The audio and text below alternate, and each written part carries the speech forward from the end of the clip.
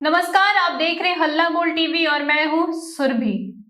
भोजपुरी के मशहूर सिंगर रितेश पांडे कल प्रशांत किशोर की पार्टी जन सुराज को छोड़े और आज बीजेपी के प्रदेश अध्यक्ष के साथ मुलाकात करते हुए दिखे।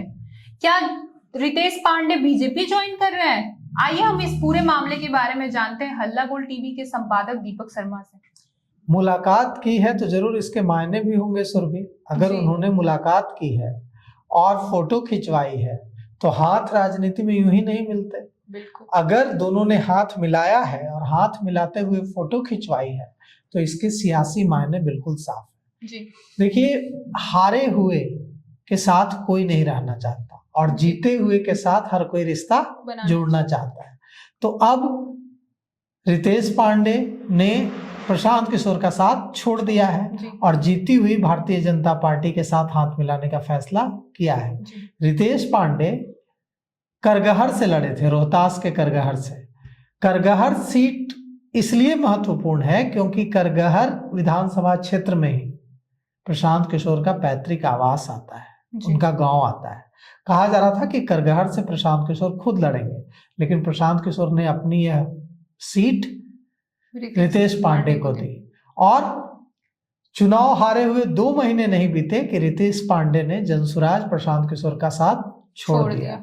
और आज उनकी तस्वीर सामने आई है कि कैसे उन्होंने दिल्ली के बीजेपी के प्रदेश अध्यक्ष वीरेंद्र सचदेवा के साथ हाथ मिलाते हुए तस्वीर खिंचवाई है, फोटो खिंचवाई है और दोनों एक दूसरे से जिस गर्मजोशी से मिल रहे हैं उससे एकदम साफ है कि रितेश पांडे ने अपना नया ठिकाना ढूंढ लिया है और उनका ठिकाना जल्द ही भारतीय जनता पार्टी हो सकती है। रितेश पांडे पहले ऐसे नेता नहीं हैं जो ऐसा करेंगे। मनोज तिवारी भी समाजवादी पार्टी के टिकट पर चुनाव लड़े थे पहले, बाद में बीजेपी ज्वाइन की थी। रवि किशन भी जौनपुर से कांग्रेस के टिकट पर चुनाव लड़े थे, बाद में बीजेपी ज्वाइन की थी। एक निरहुआ ही ऐसे अभिनेता हैं भोजपुरी के जिन्होंने सीधे बीजेपी ज्वाइन की और अखिलेश यादव के खिलाफ चुनाव लड़ा। हालांकि हार गए, बाद में धर्मेंद्र यादव के खिलाफ चुनाव लड़े और धर्मेंद्र यादव को हराते हुए सांसद बने। तो चाहे मनोज तिवारी की बात करें या रवि किशन की बात करें, सब पहले दूसरी पार्टी में गए हैं, बाद में भारतीय जनता पार्टी में आए। तो रितेश पांडे भी इसी परंपरा पर आगे बढ़े हैं। रितेश पांडे ने पहले जनसुराज ज्वाइन की, जनसुराज जैसे मनोज तिवारी ने समाजवादी पार्टी के टिकट पर चुनाव लड़ा था। मुझे जहां तक याद है गोरखपुर से लड़ा था समाजवादी पार्टी के टिकट पर। और जैसे रवि किशन ने जहां तक मुझे याद है जौनपुर से कांग्रेस के टिकट पर चुनाव लड़ा था, वैसे ही रितेश पांडे इस कतार में शामिल हो गए हैं। रितेश पांडे ने जनसुराज प्रशांत किशोर के टिकट पर करगहर से चुनाव लड़ा और अब भारतीय जनता पार्टी में नजदीकियां बढ़ा रहे हैं।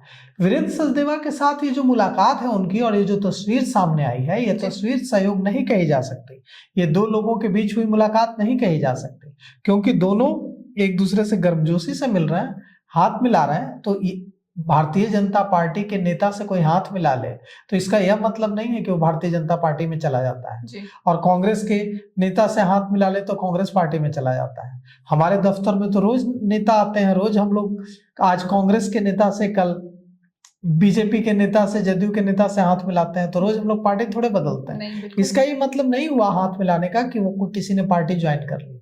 इसका मतलब ये हुआ कि उनकी नजदीकियां अचानक से इस्तीफा देने के बाद बढ़ रही हैं। लेकिन जब वो ट्विटर पर अपने जब उन्होंने पोस्ट लिखा था, उन्होंने लिखा था अगर वो बीजेपी ज्वाइन करते तो उन्होंने साफ तौर पर लिखा था कि एक कलाकार होके पार्टी ज्वाइन करते हुए कलाकार तौर पे काम करना बहुत मुश्किल होता था। यही रीजन देके उन्होंने छोड़ा था। लेकिन अगर वो बीजेपी में जाते हैं तो बात तो बराबर ही होती। नहीं, बात ये नहीं बराबर हुई। यहाँ ये है कि अगर वे जनसुराज में होते तो सत्ताधारी दल के साथ अगर आप कोई कलाकार है तो उसको सुविधा होगी, अगर वो विपक्ष के साथ है तो उसको दिक्कत होगी।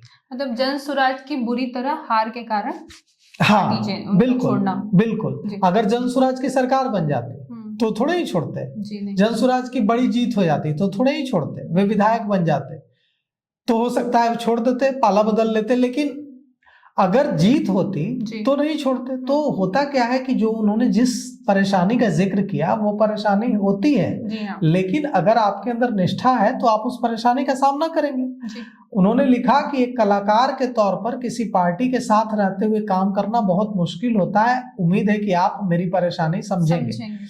तो एक कलाकार के तौर पर विपक्ष की पार्टी का सदस्य होकर काम करना मुश्किल होता है, लेकिन एक कलाकार के तौर पर अगर आप सत्ता में जो पार्टी है उसके साथ जुड़ते हैं तो मुश्किल नहीं आती, तो और सहयोग मिलता है। तो मुलाकात कर ली है रितेश पांडे ने दिल्ली बीजेपी के प्रदेश अध्यक्ष वीरेंद्र सचदेव के साथ, और वीरेंद्र सचदेवा के साथ जो उनकी मुलाकात हुई है उससे साफ है कि अब उनकी नजदीकियां भारतीय जनता पार्टी से बढ़ रही हैं और वे कभी भी रितेश पांडे भारतीय जनता पार्टी में शामिल हो सकते हैं। तो इसमें देखना दिलचस्प होगा कि रितेश पांडे क्या बीजेपी पार्टी ज्वाइन करते हैं। इस पे आपकी क्या राय है, हमें कमेंट करके जरूर बताएं, और ऐसे ही तमाम खबरों के लिए बने रहे हल्ला बोल टीवी के साथ। धन्यवाद।